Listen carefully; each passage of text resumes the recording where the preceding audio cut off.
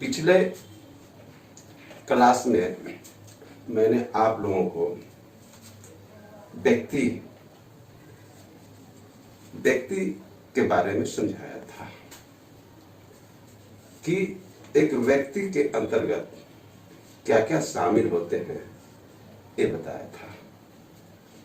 यानी ये बताया था who is liable to income tax, यानी आयकर किसके द्वारा चुकाया जाता है, ये मैंने पिछले क्लास में आपको बताया था।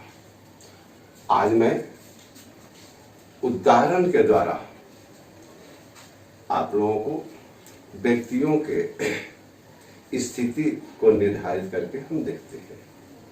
एक उदाहरण देते हैं, उसके आधार पर, जैसे उदाहरण में हम पहला उदाहरण लेते हैं एग्जाम्पल 1। एग्जाम्पल 1 लेते हैं। एग्जाम्पल 1 के अंतर्गत में हम आप लोगों को बता रहे हैं, उसमें आप लोग देखेंगे कि कितना आप कौन कौन व्यक्ति के अंतर्गत में किसके द्वारा निर्धारित होता है, उसको आप लोग बताएंगे। तो अब लिखेंगे क्वेश्चन एग्जाम्पल 1 में क्वेश्चन देते हैं, ऐसा देते हैं कि आप मैच करके बताएंगे। मैं क्वेश्चन देता हूं, आप मैच करके उसका आंसर बता देंगे। देखिए क्या होता है, लिखते हैं। तो आप लोग अब आपका एक एग्जाम्पल ले लीजिए। अब एग्जाम्पल में आप ये देखेंगे कि व्यक्ति जो आपको हमने बताया था, वो व्यक्ति के अंतर्गत में ये सब आते हैं। ये मैच करके हमको बताएंगे। आप भी अपने से कर सकते हैं, अपने से मिला के देखते हैं मिला करके कि कैसे कौन क्या होगा। तो आप बताइए, हमने पिछले दिन जो बताया था उसमें सब बता दिया था। एक व्यक्ति के अंतर्गत क्या क्या शामिल होते हैं उसको बताया था। आज उसी को ये बता रहे हैं मैच करके।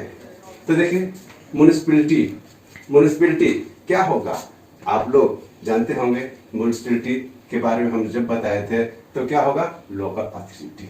म्युनिसिपैलिटी जब होगा तो लोकल अथॉरिटी होगा, ये होगा। उसके बाद कॉर्पोरेट सोसाइटी। कॉर्पोरेट सोसाइटी क्या है, corporate society body of individual होगा, बॉडी ऑफ इंडिविजुअल होगा ये। फिर है अनुष्का। अनुष्का एक राम है, सीता राम जैसे नाम है। अनुष्का क्या है, नाम है, जैसे और नाम होता है उसी तरह नाम है। तो ये क्या होगा, इंडिविजुअल। ये जब होगा तो इंडिविजुअल हो गया। State bank. स्टेट बैंक एक कंपनी है। तो एक इसमें कौन होगा, इसको हम सीधे मिला देंगे, स्टेट बैंक ये हो जाएगा। Book publication. बुक पब्लिकेशन क्या है, एक फर्म है। तो ये भी हम बुक पब्लिकेशन को भी हम मिला देते हैं, यहाँ पर हुआ। पटना यूनिवर्सिटी। पटना यूनिवर्सिटी यानी नहीं, पाटलिपुत्रा यूनिवर्सिटी मैंने देखा है। पटना यूनिवर्सिटी हो, पाटलिपुत्रा यूनिवर्सिटी हो या मगध यूनिवर्सिटी हो, कोई भी यूनिवर्सिटी, वो क्या हो गया, आपको यहाँ हम पाटलिपुत्रा यूनिवर्सिटी लिखे हैं। तो पाटलिपुत्रा यूनिवर्सिटी क्या होगा, आर्टिफिशियल जजिकल पर्सन। और उसके बाद एक और है, a joint Hindu family consisting of father mother and their sons and daughters. ये सभी परिवार के सदस्य जो मिले हुए हैं वो क्या होते हैं, वो तो आप पहले ही बताए थे। ये क्या है, HUF है, Hindu undivided family. Hindu undivided family.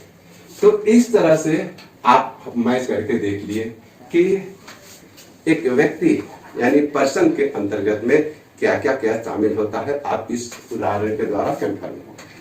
Person के बाद हमने 2 शब्द और बताए थे, गत वर्ष और कर निर्धारण वर्ष। 2 शब्द और बताए थे, उसे भी हम उदाहरण लेकर के अच्छी तरह से समझते हैं। तो देखें, अभी हमने उदाहरण 1 के द्वारा मैच करके हम बताया इंडिविजुअल का। अब हम गत वर्ष यानी प्रीवियस ईयर और कर निर्धारण वर्ष यानी असेसमेंट ईयर के उदाहरण लेकर के देखते हैं।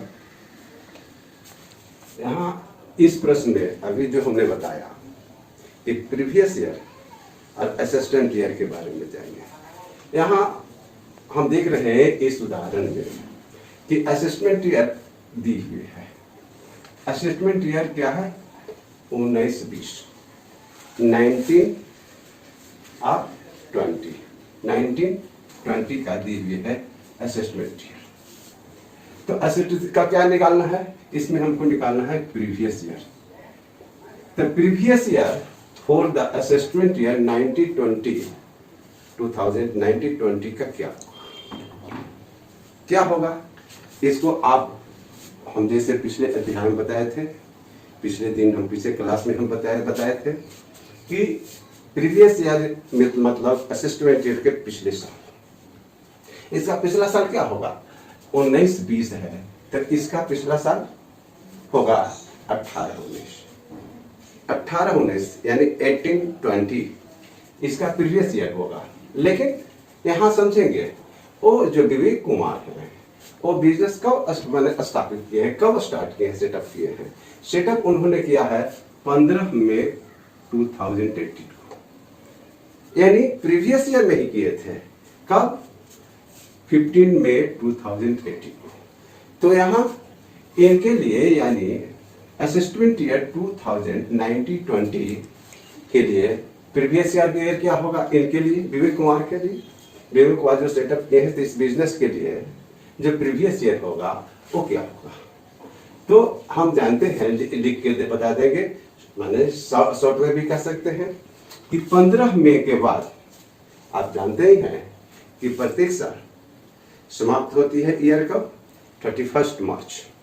31 मार्च को 31 मार्च के बाद सेशन बदलती है। तो सेशन हम पहले दिन भी बताए थे कि कैसे प्रीवियस ईयर कब होगा और असेसमेंट ईयर कब होगा। तो यहाँ आप देख रहे हैं कि 19-20 का प्रीवियस ईयर तो 18-19 होगा।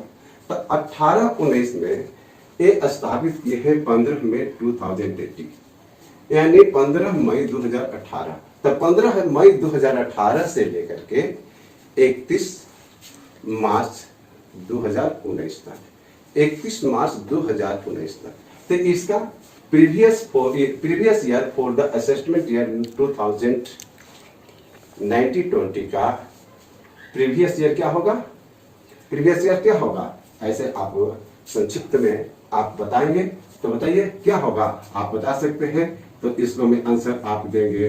आंसर डायरेक्ट यदि देना है, लिखना है तो 15 मई 2082 कितना होगा? 31 मार्च 2019। 18 से 19 हो गया, लेकिन 15 मई से है ये इसका क्या हो गया? Previous year. इसी को हुआ यानी previous year for the assessment year 2019-20 का प्रीवियस ईयर क्या होगा? 15 मई 2082 31 मार्च 2019। एवं अब सॉल्व हुआ। यहाँ अभी आपने ये देखा प्रीवियस ईयर के बारे में, इसमें असेसमेंट ईयर भी दिया हुआ है। तो इसमें असेसमेंट ईयर भी है और प्रीवियस ईयर है। अब एक और उदाहरण, दूसरा उदाहरण लेकर के देखते हैं जिसमें हम प्रीवियस ईयर और असेसमेंट ईयर दोनों के बारे में जानेंगे। तो उदाहरण नंबर 2 हुआ था, अभी उदाहरण नंबर 3 यानी एग्जाम्पल 3 माने बता रहे हैं। दूसरा 2019 से 2019-20 का ये आपका एक एग्जाम्पल हुआ। एग्जाम्पल एक हो गया। एग्जाम्पल में क्या है कि Varsha Ritu join as a Indian company on February 17, 2018। कब इंडियन कंपनी ने ज्वाइन की है? फरवरी में। फरवरी कब? 17 को 2018 2018 में। Prior to joining the Indian company, she was not an employee, nor does she have any other sources of income. जब वह ज्वाइन किया था तब उस समय उसका और भी दूसरा स्रोत पहले से नहीं था। डिटरमाइन द प्रीवियस ईयर, यहाँ क्या करना है, आपको निर्धारण करना है प्रीवियस ईयर किसका, वर्षा ऋतु का, कब का, असेसमेंट ईयर 2018-19 और 2019-20 का। इसका हम निर्धारण करके हमको बताना है कि प्रीवियस ईयर क्या होगा और असेसमेंट ईयर क्या होगा। असेसमेंट ईयर तो आपका ये दे दिए है, ये है, तो इसको हम असेसमेंट ईयर और प्रीवियस ईयर दोनों को करके हम समझते हैं। देखिए हम कैसे समझते हैं, अभी हम कैसे समझते हैं देखते हैं एक आंसर देख करके। इसको हम आंसर लिख देते हैं। आंसर क्या होगा, आंसर, इसको आंसर लिखते हैं।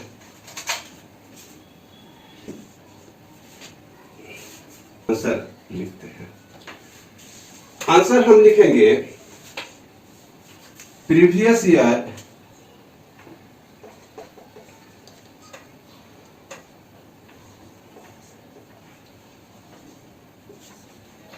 for the assessment year, previous year for the assessment year,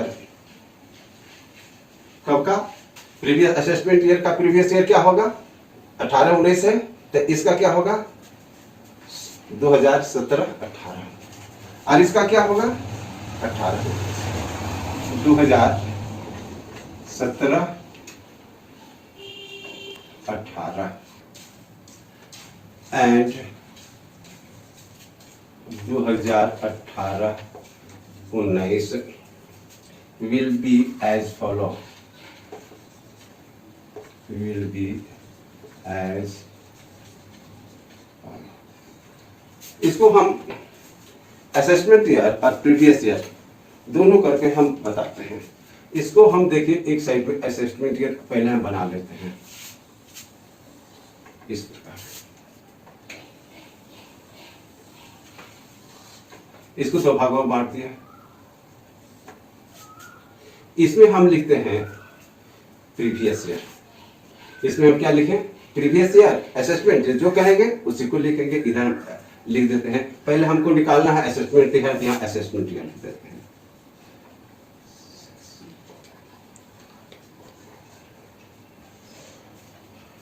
आई होगा क्या, प्रीवियस ईयर, असेसमेंट ईयर और प्रीवियस ईयर। इसमें दो क्वेश्चन हमने बताया कि दो क्वेश्चन है। एक क्वेश्चन है 2018-19 का, दूसरा है 19-20 का। तो पहला हम देखते हैं 2000, पहला क्या है असेसमेंट ईयर। ये था क्या असेसमेंट ईयर ना, असेसमेंट ईयर में 2018-19 एक हुआ, और दूसरा क्वेश्चन में था 2019-20 का, 19-20 का। एक तो असेसमेंट ईयर था, इसको हमको क्या कहेंगे असेसमेंट ईयर। अब यहां हम इसका प्रीवियस ईयर क्या होगा। प्रीवियस ईयर तो हमने बताया था कि असेसमेंट ईयर का प्रीवियस 2017 का किसका होगा, 17-18-19 का। प्रीवियस ईयर क्या होगा 17-18, 18-19 का प्रीवियस ईयर 17-18 होगा, और 19-20 का प्रीवियस ईयर कितना होगा 18-19 होगा ना।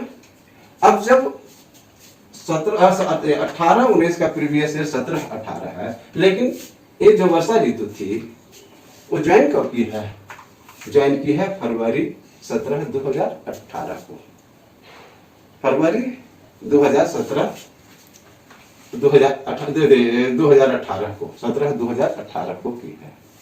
तो इसका प्रीवियस ईयर क्या होगा, तो प्रीवियस ईयर होगा पूरा फरवरी 2017 टू से 31 मार्च 2018। 17-18 में था तो ज्वाइन की थी कब 18 में, तो 18 से चलेगा। तो प्रीवियस ईयर क्या हो जाएगा इसका, माने फरवरी पहला कर लेते हैं, इसका प्रीवियस ईयर क्या होगा, फरवरी 17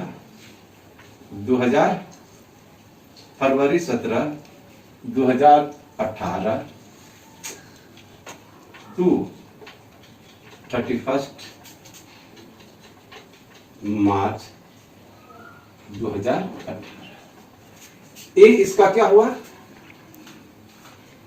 प्रीवियस ईयर 2018-19 का वर्षा का प्रीवियस ईयर क्या हुआ, फरवरी 2018 टू 31 मार्च 2018 तक ये हुआ। अब दूसरा उदाहरण में अब देखेंगे कि इसी में उदाहरण में दो वो क्वेश्चन पूछा था, एक 18-19 का, दूसरा पूछा था 19-20 का। अब 19-20 में इसका प्रीवियस ईयर क्या होगा, 19-20 का प्रीवियस ईयर अभी हम यहां बताए थे, उसका प्रीवियस ईयर क्या होगा, ये होगा 18, इसका 19-20 का प्रीवियस ईयर होगा 18-19 होगा, ये होगा। जबकि जैसे कि हम इसका उसका प्रीवियस ईयर बताए थे, तो इसका प्रीवियस ईयर ये होगा। तो ये जब प्रीवियस ईयर है तो ये तो ज्वाइन की थी फरवरी से, फरवरी यानी 18 में ज्वाइन कर ली थी, तो इसका जो होगा प्रीवियस ईयर, तो अब तो पूरा एक साल में हो जाएगा, पूरा साल होगा। तो पूरा साल होगा तो कब से कब होगा, तो इसको हम इसका प्रीवियस ईयर लिखेंगे, यानी 19-20 में उसका प्रीवियस ईयर होगा कब से, 1 अप्रैल 2018 टू 31 मार्च 2019, यानी 1 अप्रैल 2080 टू 31 मार्च 2020, 18 से 19 ये हो गया। तो ये जो हुआ आपका असेसमेंट ईयर, इसका प्रीवियस ईयर ये हुआ, इस असेसमेंट ईयर का प्रीवियस ईयर ये हुआ। यहाँ आप देखें, एक आप लोग अब अच्छी तरह से समझ गए होंगे किसको हम असेसमेंट ईयर कहेंगे और किसको हम प्रीवियस ईयर कहेंगे, अच्छी तरह से समझ गए होंगे। अभी आप एक उदाहरण के द्वारा असेसमेंट ईयर और प्रीवियस ईयर देख लिए। अब हम अगले क्लास में हम कैलकुलेशन हम कैसे करते हैं इनकम टैक्स का, उसके बारे में देखेंगे। ठीक, थैंक यू।